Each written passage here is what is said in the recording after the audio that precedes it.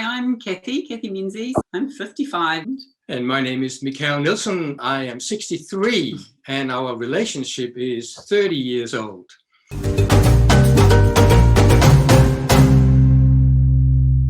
Hello, everybody, and welcome back to the HerStory TV. This is Getrude Matshe here in beautiful Melbourne, Australia this time. Yes, I'm in Australia, not New Zealand. I'm a new grandmother, so my daughter had the baby. Very, very exciting time to be able to share this with all of you. Today, I am graced with yet another amazing couple coming to us from my home country, New Zealand. Welcome, welcome, welcome to our tribe. Please tell everybody your full names, where you're based, how old you are, and share your story with us today. Right. Ladies first. Yeah, thank you. So hi, I'm Kathy Menzies, and I'm 55. I'm in my mid-50s and based in the beautiful Northland of New Zealand, Ruakaka. So we've lived here for 3 years and originally from the South Island. So I am still making that adjustment from the south to the north. And my name is Mikal Nielsen, and I am 63, and our relationship is 30 years old. And I'm originally from Denmark, and this wonderful lady I met in the middle of Africa in Uganda. And a long story short, she ended up dragging me here to New Zealand, and I've been here ever since for the last about nearly 29 years now. And yes, we are up in the warmer northern part of New Zealand. Wonderful. Well, welcome to the platform. I'm really intrigued with your story. Where do we begin? A lot of people are giving up on love. It sounds to me like you two have found the formula to keep it all together. Where does your story begin? Well, I guess the story begins, as I said, in Uganda, where we met. Our first date, of course, it was not planned, and we spent 3 weeks together traveling, and that was a pretty amazing time. And then, that date was over, and there wasn't any particular thoughts about what's next. And it's back in those days. That was from his side. I was keen to meet up, but he just said to me, all right, see you later. And I said, well, are we going to meet? Well, who knows? And so that was how it was left, not by my choice, I have to say. And as I was saying, she traveled in one direction, I traveled in the other. And in those days, there was no internet, there was no mobile phone. So any communication was by letters. So 6 months later, we actually ended up meeting again, organized in Nepal.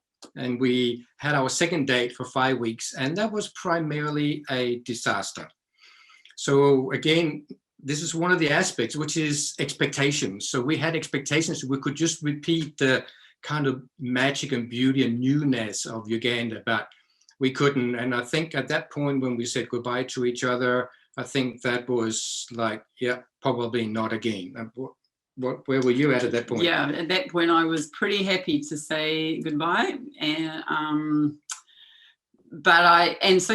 from that I headed into India by myself. That hadn't been my plan. We moved from Nepal to India, and I certainly hadn't intended to travel around India by myself, but Mikal had had enough, so he went off to Thailand to sit on a beach, and I headed into India and had an amazing experience in India. But even though it had been a pretty rough time in Nepal, there was still something sitting there in me about this man from Denmark. So I ended up going home because I got sick in India, as you do, and I came back to New Zealand for a while, but I wasn't ready to settle. So when it was time to go back again, I wrote a letter and said, I'm just heading back to Paris, just in case you're in the area. You might meet me at the airport. And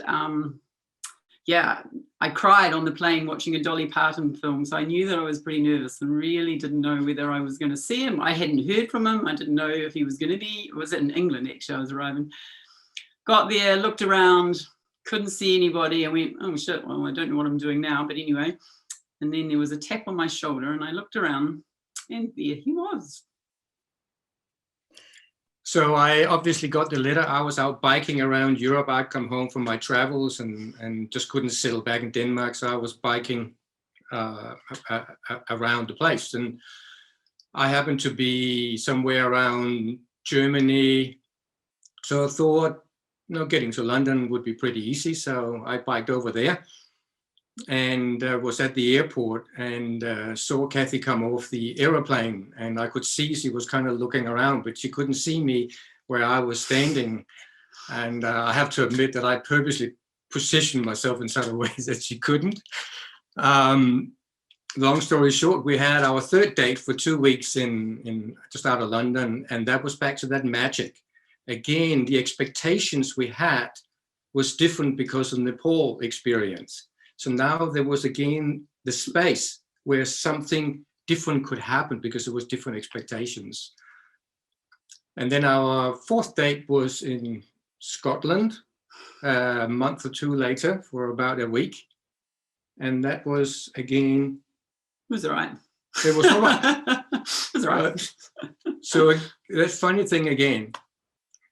And I'll let you take the story from here, because at that point in time, you were actually working in Paris. Yeah, by then I was in Paris. And after the English, when we'd been in London together, Mikal had said, I'd sort of thought, well, we're back in Europe together, we might see each other a bit more. And then we sort of talked about what was happening next. And he said, oh, well, I could go skiing in Europe, or I could doing this, that, or I could come to live with you in Paris. And I went, what? That wasn't my thinking. But anyway, he did. He turned up in Paris then next. And we had a year in Paris, which was really the cementing of our relationship, I guess, was the settling in, living together for longer than a few weeks, and really beginning our journey of being together in a more full-time way. And I guess that was the first inkling of our differences. Before that, had always been either working really beautifully, and so we were in that new state, and whatever was annoying wasn't really annoying because it was new love. But then as we settled down, then those differences really set in, and those questions began of like, can we make this work? Because we are so different. Mikal's much more of a beer, and I'm much more of a doer. So he's happy to sit inside and sit and do whatever he does. Whereas I want to be out in the world. I want to be out there doing and experiencing through my body. And so that's been one of our the journeys of how do we meet that, and how do we meet each other, and how do we allow each other to have that space still to be who they are, but then also support the other. So yeah, that's a big part of our relationship. There's a thread that is running through this conversation that's quite interesting, though, the word expectation. Yeah. A lot of times relationships fail because of people's expectations of the other. We go into relationships expecting the person to be a certain way, or to behave a certain way, or to fit into what you are like. Yes. Let's have a little conversation around that and how you have overcome those expectations. And you sound like you've ended up just complementing each other with your differences, correct? Yeah, I would think so. And acceptance and what's the other word? Appreciating, I think, is the big thing, actually, rather than appreciating. So definitely the expectations. Yeah. So, I do jigsaw puzzles. Kathy does not do jigsaw puzzles. I tried once. And she's tried a couple of times, actually, said, we're going to make this work, and sitting down, and within 3 or 4 minutes, she's you can see she's shaking. It's like, I'm not doing this. Now, Kathy does. I can't do jigsaw puzzles. So that's again that I'm more of an inner, more domestic kind of animal, where she is the opposite to that out in the external. So for her, horse riding has been her passion her whole life. Okay. And she did try, like I tried to get her into jigsaw puzzling, and then accepting that she just won't. It's not going to work, and it's okay. So she, of course, tried to get me on a horse as well, and she did get me on a horse. And I don't want to go into details about that experience because it could be embarrassing, but the reality is it did not work out. And I'm not going back on a horse again, just like she is not doing jigsaw puzzling, but it's okay. And for Kathy, again, she would love for me to get on a horse. And I would love for her to do jigsaw puzzles with me. But we have just accepted that that's okay. And then, as Kathy said, there's that respect. I respect her for her need and longing to be on that horse. And she's got a horse, and she's out there almost every day with that horse. So she gets that, and I'm here doing my thing, whatever my thing is on the day. And then when we come together at the end of the day, we each have done something that feeds ourselves. And then now there's a space to come together with whatever we do have to come together with. So you haven't tried to change each other? Oh, yeah. Oh, definitely. We're normal people. We're definitely trying to change each other. We've just learned over the years, it's not worth it. It's just not worth it, because there's certain things you can't change and certain things possibly shouldn't be changed. Yeah. And then that's back to that accepting and no, that didn't sort of just come from the beginning of our relationship. That took us many years to develop, to go through that process, and it's kind of a gradual process. You know, initially we got a certain way, and then we got stuck again, and then we got another layer deeper and got stuck again in another layer, and here we are today, and we're still getting stuck. You know, yesterday morning, Kathy came in and said, you know, I've had enough of this. I'm leaving. This is it. And stormed out of the room. And then, tell Gertrude what happened next. Because this is kind of a classic story for how we are doing relationship. Well, I think, yeah, it did happen to a degree, but I think the thing is that it's now, we know how to get through these things much quicker. And that's the thing. And it's also like knowing that we will get through it. So why make it bigger than it is, sort of thing. I think that's the learning, that actually let's just speed up. So, and now it used to be, you know, we could go 2 or 3 weeks without sorting things out. Now I was back in the room within a couple of minutes, because it was like, well, this is ridiculous. Of course I'm not going to leave. You know, I don't want to leave. And how do we move on? So I think for us that, you know, we have a big part of our relationship is that we're very lucky, and that we're both prepared to step in and look at our stuff, work through it, and communicate about it. And I think communication, being able to talk things through, being able to listen to each other without making each other wrong, that's been the big shift for me, I feel, as we've grown, as our relationships grown, is actually being able to listen and not make that person other wrong, you know, about owning our stuff. His stuff is his, my stuff is mine, and our relationship stuff is there, and how can we work on that together? I love that. I really love that. So let me take you back to the younger you, that young couple that got together 30 years ago. If there is a couple right now who is tuned in and listening, and you could give them 3 nuggets of wisdom, I'm going to ask you each to come up with 3 things that you would have liked somebody to tell you about relationships before you started. What would those 3 nuggets of wisdom be? It's got to turn to custard. It's a reality, right? Okay. Yeah. Yes. Make it okay. So when we got together in Paris, I made a commitment to Kathy, because I've been through a number of relationships and a marriage before, and I was always in staggering pain after that when they split up. And I said to her, I know this is not very romantic, but I'm not doing this again. When, sorry my language, the shit hits the fan, then I'm not leaving and you're not leaving. We are going to work through it. So that will be one of my nuggets, is no, there's going to be challenging times, but commit to go through it. I like that. Yeah. Kathy.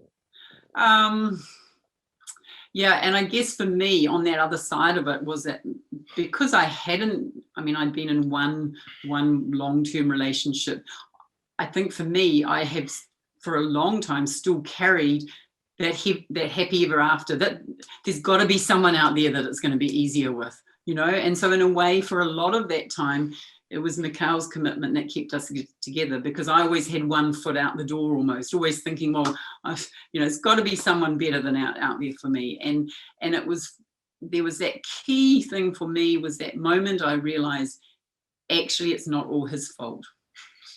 Yes. And so I think for that nugget, that actually, that self-responsibility, that same stuff, what is my stuff in this, and really owning that. And that's what I hear, you know, when talking to couples or talking to a girlfriend, there's often a lot, it's his fault, it's if he got it right, if he changed, if he didn't.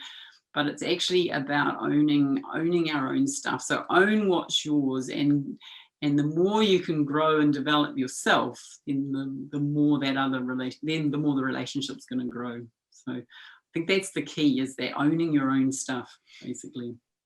Yeah, That it was does going to take be mine, because didn't she do 2 in one? Yeah, there you go. But I will use that one again as well, because it's that has been really important in our relationship. Because what seems to happen is that we take our own stuff and then we project it onto others. And then when we see our own stuff in others, then we think it's their problem. Yeah. And if they would change. And that took a while for us to actually really come to, as Kathy said, to really start realizing that some of the things we're blaming each other for is actually our own stuff. So that's why I want to do that one twice. It's really as an advice to people, really get to know yourself and your own stuff, and take responsibility for that. But that self-reflection is not an easy thing for most people. No. It wasn't for us either. No. Yeah, just stopping and pausing a little bit and just going inward to see where it's actually coming from. You're Yes. right. A lot of times we deflect on your partner, on your husband, on your spouse, and you don't look inward first. That should be the first place. Now, I know that you guys are helping other couples. You are now coaching, you're mentoring. How does your business work? How do people get access to you? I know you've written a book. Let's talk a little bit about your book as well. Well, the book, so the book, as I said earlier, was based on this idea of the his and her story, the way we approach things, and then the conflict that comes from that. So the way we did the book was that the first part of it is a biography of our relationship from the meeting, because there's a story in that with meeting overseas and the comings and goings. But we wrote each chapter independently. So Mikal wrote his version of our meeting, and I wrote my version of our meeting. And then at the end, we come together with insights that we have learned from that meeting. And I mean, it's sitting there, and we're looking to get it published. But the whole process of writing it was incredibly fulfilling in itself, because I learned so much that I didn't even know that had happened. I didn't know he was jealous of that person, or that had pissed him off, or, you know, and this is going back 10, 15, 20 years ago. So it was a very, very much learning. But, you know, for us, the idea is that we can share our learnings, what we've gone through, what we've learned, and then hopefully it will be useful for somebody else. So the second half is, once we got together and we had children, you know, life settled and got a little bit boring, but there were still those key aspects of money, sex, children. You know, they're so often points of conflict. So we've gone into those as separate topics and done the same thing, written our story about how we approach those and then what we've learned from them. So, yeah. And those stories are there in the book as we each wrote them. Okay. So we haven't from gone your in. Perspective. Yeah, so we haven't gone in and changed anything unless there was something that was.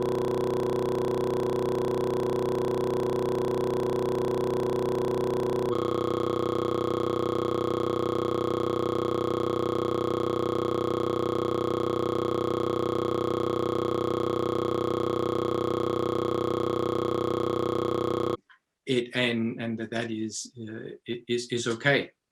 And as Kathy said, that two people can look at the same thing and see something completely different, right? Yeah.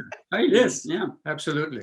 Same applies to marriage. So now, as you've gone through the phases of your marriage, so you meet, it's all romantic, it's all nice and squishy, and then the children come, the relationship changes. Then the children grow up and they leave. A lot of people are getting divorced at a much later time in life. Yes. We talk about that and how you've held it together, because kids are a distraction too in relationships. While the kids are in the house, you're focused on the children, and a lot of couples aren't developing their relationship. And when the kids leave, it's like, who is the stranger? Yeah, absolutely. I will tell my side of that story, because I'm sure it will be slightly different to Kathy's. So my philosophy is that kids, they come and go. What doesn't come and go is a relationship. So in a family, the foundation is the relationship, not the children. Mm-hmm. Yes. So that means while the children, before the children are there, while the children are there, if you are not continuously nurturing your relationship, your foundation for the family is crumbling, and the children will pick that up. Yeah. And then after the children leave, then you may go, oh, this relationship has died. And then you, as you said, get divorced, or you carry on, but now it's just possibly a friendship, and there's really no relationship there any longer. So for me, the really important part or advice to people here with children is keep making your relationship number one, because that is the foundation for the family. Yes, yes. And I think that is why we are still together now. The children left, what, 4 years ago, they were all gone. Yes. And we moved to a different place. We're still together, and our relationship is still growing. And these exciting things in front of us at the moment together. And I put that down to the work that we have done over all those years of continuously working on ourselves and then on the relationship. And we have a wonderful, I believe, definitely wonderful relationship with our children. We've just been on skiing holiday with them and had fun with all 3 of them together. So we're still all talking. That is awesome. That is just fantastic. Yeah, I think I would say the same, that it's that keeping it alive and keeping it going through the children time now has allowed us to get to this point. And I mean, in a way, it feels like we're back at the beginning, but with all that knowledge and that learning. So it's better than it ever was, because we've got through all that other stuff. And as you say, the difference, is when you lose that through your marriage, through that time of children. So you've either got to keep working and growing it, or you start to lose it. And we had set up regular dates. We had date nights. We had time away together, and I'll never forget the first, after we had when we had young children, and we had our first night away, and Mikal organized it all, and I mean, I felt like a princess, and that was something that had sat with me so strongly, that coming back, and the beautiful young girl that looked after our children while they were away, she said, my God, you look like you've been gone for a month. And it was just like, one night just transformed my life. So those things, those little things that you just need to keep make a huge difference. So I love that. So let's finish our interview with teleporting the two of you into the future. So if time was an illusion and we could teleport you to the 100-year-old yous, sitting on your rocking chairs, on your deck, watching your grandchildren playing, if you could have a conversation with that older couple based on how you've lived your life and what you're playing at right now, what would you say to them?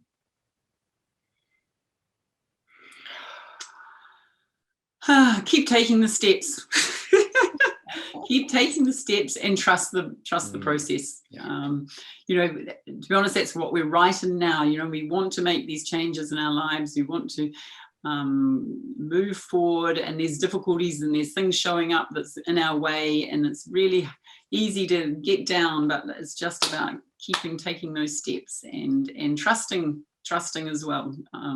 So from here back, when I look back, everything has worked out perfectly, and yet in those moments often it seems like nothing is going to work out, but everything has worked. And so it's holding on to that when the times are tough. It's holding on to that it's all perfect, and that it will work out. Maybe not as you want it, but it will work out.